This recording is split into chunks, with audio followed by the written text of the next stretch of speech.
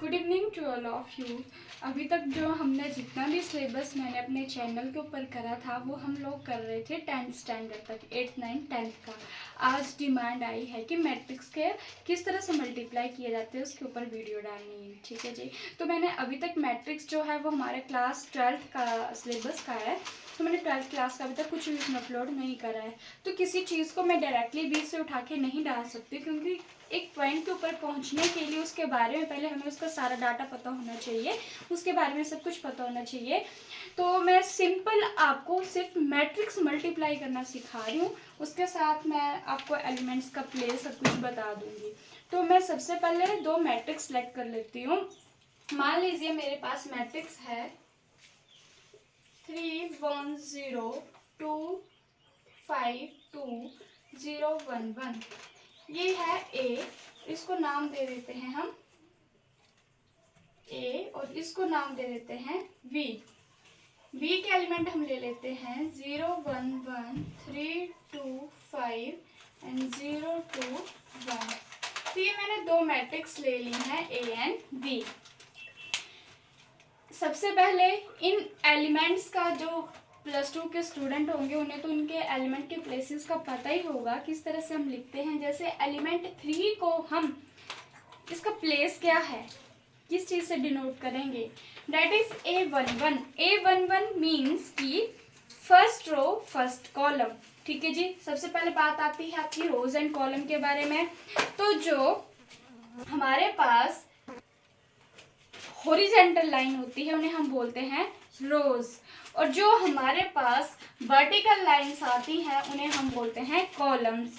तो ये हमारे पास आ जाएंगी कॉलम्स और ये हमारे पास आ जाएंगी रोज। ठीक है जी। अब दूसरी बात मैंने बोला एलिमेंट के प्लेसेस के बारे में। तो सबसे पहले तो जैसे आपका फर्स्ट एलिमेंट है 3, फर्स्ट एलिमेंट इज 3। हमने अभी बोला कि ये रोज है एंड ये कॉलम्स है, तो इसका जो प्लेस आएगा वो आएगा A11 मीन्स 3 को A से डिनोट किया, first row first column. A12 first row second column. A13 first row third column, इसलिए 1 3। अब मैंने लिखा A13 0 को। ठीक है जी। तो ये जो 1 होता है वो हम रो के लिए डिनोट करते हैं, और ये जो सेकंड एलिमेंट होता है उसको हम कॉलम के लिए डिनोट करते हैं। सबसे पहले रो का लिखा जाता है फिर कॉलम का लिखा जाता है।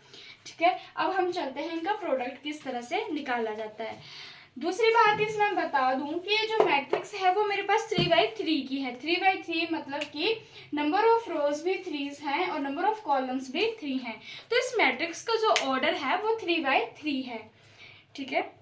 तो नेक्स्ट हम करेंगे इसका मल्टीप्लाई। मल्टीप्लाई करने के लिए मैं छोटा सा ट्रिक बता दूंगी कि किस तरह से इसकी कैलकुलेशन करनी है। तो यहाँ पे हम रफ वर्क के लिए लाइन लगा देते हैं। ठीक है। और इसका जो आंसर आएगा उसको हम यहाँ पे पुट कर देंगे। उसके लिए मैंने ये मैट्रिक्स बना दी।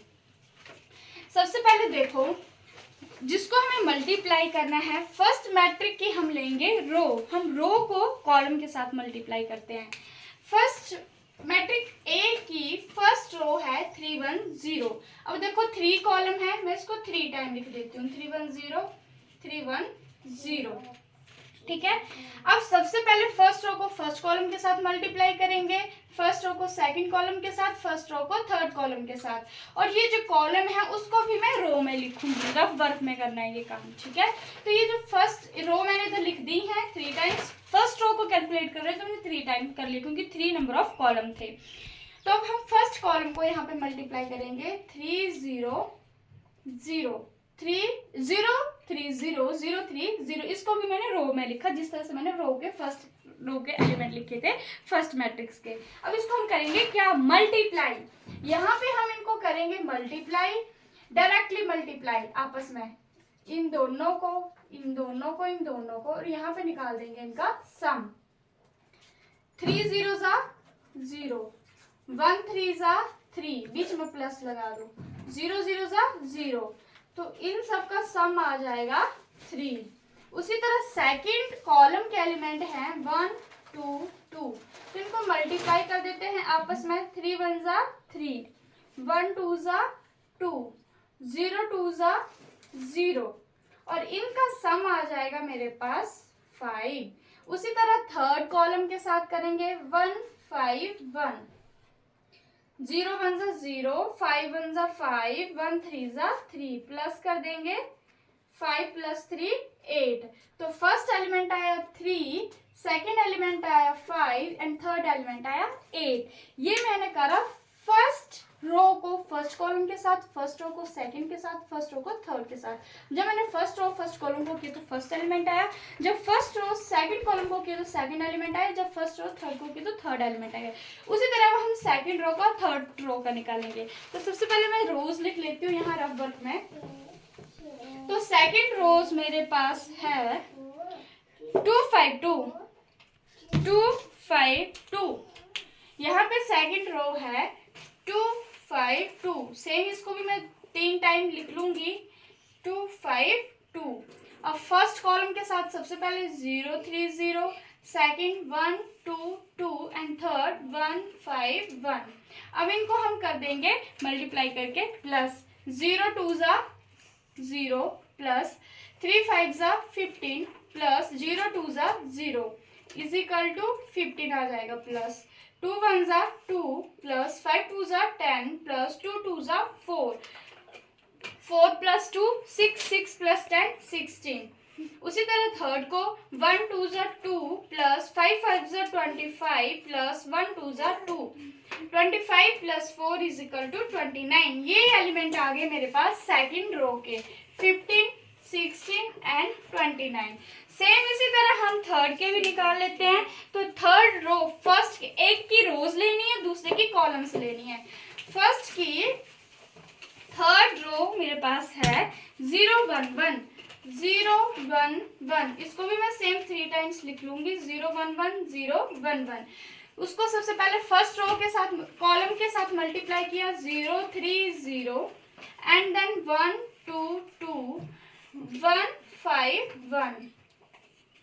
कर देते हैं सेम वैसे जैसे हमने पहले की दो निकाली 0 3 0 प्लस करके आ गया 3 0 + 2 + 2 इज इक्वल टू 4। ये मल्टीप्लाई कर रहे हैं हम इनको आपस में, ठीक है, इसमें कंफ्यूज मत होना। यहाँ पे हम मल्टीप्लाई कर रहे हैं इनको आपस में 0 5 1 ज़ा 5 और 1 1 ज़ा 1 5 + 1 6। तो एलिमेंट आए 3 4 6 3 4 6। तो इस तरह से हम निकालेंगे किसी दो मैट्रिक्स का प्रोडक्ट। आई होप मैंने बहुत अच्छे से आपको रफ वर्क में बहुत सिंपल तरीके से समझा दिया कि किस तरह से हमने करना है, आपको समझ आ गया होगा।